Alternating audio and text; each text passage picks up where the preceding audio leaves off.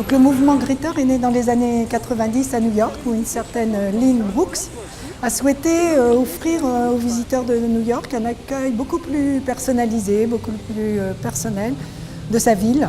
Et elle a lancé ce mouvement. En France, Paris a pris le relais, et puis Nantes.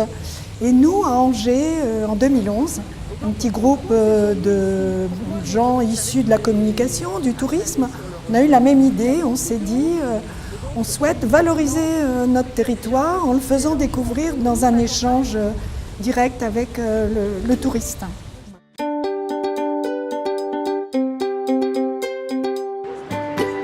Alors comment ça se passe rapidement? Les gens vont sur notre site, font leurs demandes.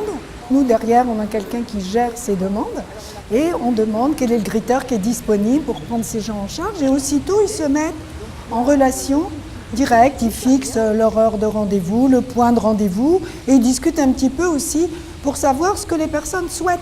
On n'a pas de visite type à proposer, on n'en trouve pas sur notre site.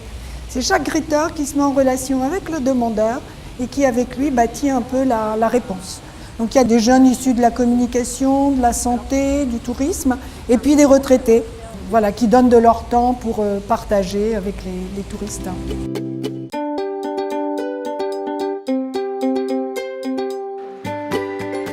On est tous bénévoles, donc nos moyens étaient extrêmement limités, se limiter aux cotisations à l'association. Et donc on a besoin de faire connaître ce mouvement, Greeter, et on a besoin d'outils de communication. Et c'est en cela que Angers Mécénat a été à notre écoute pour faire connaître le mouvement et notre offre, on va dire, entre guillemets. Les offices de tourisme, les comités départementaux ont une offre de visite structurée, guidée, voilà.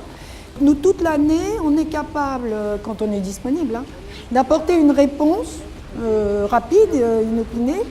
Donc je pense que c'est ça qui est intéressant, c'est cette disponibilité qu'on a et cette réactivité, on va dire. On essaie du moins de l'avoir au service du territoire.